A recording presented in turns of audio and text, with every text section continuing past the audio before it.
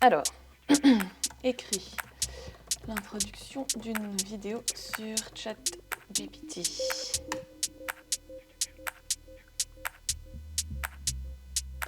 En plus punchy. Ouais. Comme quoi, on n'est pas encore complètement remplacé. À moins de vivre dans une grotte depuis le 30 novembre 2022, vous avez sûrement déjà entendu parler de ChatGPT. Mais au fond, c'est quoi?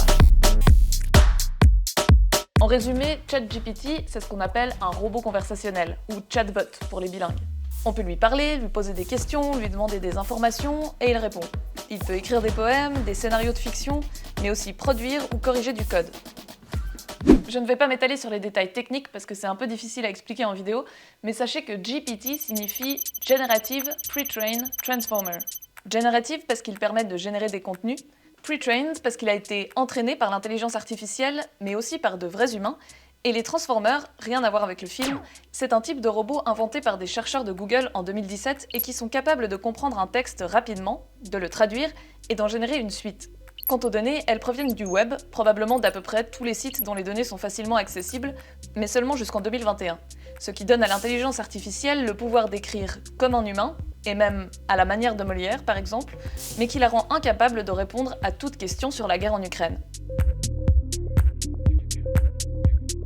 ChatGPT est développé par OpenAI, une entreprise aujourd'hui principalement financée par Microsoft, mais qui a vu le jour sous forme d'association à but non lucratif en 2015, à l'initiative de Sam Altman et Elon Musk, qui l'a quitté 3 ans plus tard.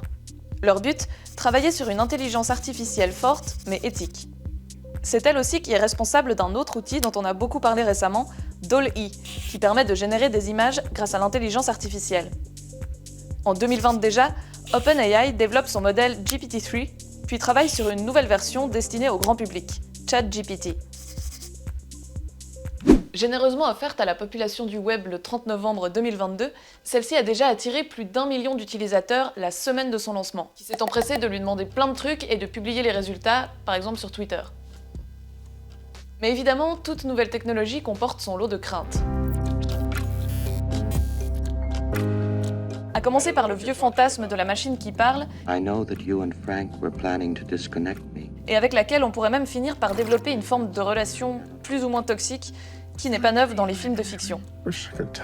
Plus prosaïquement, pour le moment, les réponses fournies par ChatGPT restent imprécises, incorrectes, voire complètement inventées. À tel point que le patron d'OpenAI a tweeté une mise en garde avant qu'on ne lui reproche de propager des fake news. Une étude co-réalisée par son entreprise a d'ailleurs estimé à 58% la part de réponses justes, ce qui laisse tout de même 42% de grand n'importe quoi. Dans un autre registre, on craint aussi la rédaction de travaux scolaires, voire universitaires, réalisés en utilisant l'intelligence artificielle. Pour contrer ce type d'utilisation, les auteurs du programme eux-mêmes sont en train de travailler sur des logiciels qui pourraient détecter si un texte est le fait d'un humain ou non. Mais pour l'instant, les résultats sont très peu concluants. Au-delà de ces considérations, on peut aussi bêtement se demander à quoi ça peut bien servir à l'utilisateur lambda. Bon, ok, j'ai trouvé le titre de cette vidéo grâce à ChatGPT. D'autres vont lui demander de résumer des articles entiers ou de jeter les premières phrases d'un texte pour ceux qui craignent la page blanche, comme moi pour l'introduction à cette vidéo. À noter que le fait d'avoir été entraîné par des humains et pas seulement par l'intelligence artificielle lui a donné une tonalité très politiquement correcte. Bref, pour certains, c'est une véritable révolution dont on peine à saisir l'ampleur. Pour d'autres, un gadget inutile. Pour d'autres encore, une véritable menace pour notre créativité d'être humain. Pour le moment, ChatGPT comporte encore des lacunes. Beaucoup se moquent d'ailleurs de ses faibles capacités en logique qui lui ont valu d'obtenir un QI de 83.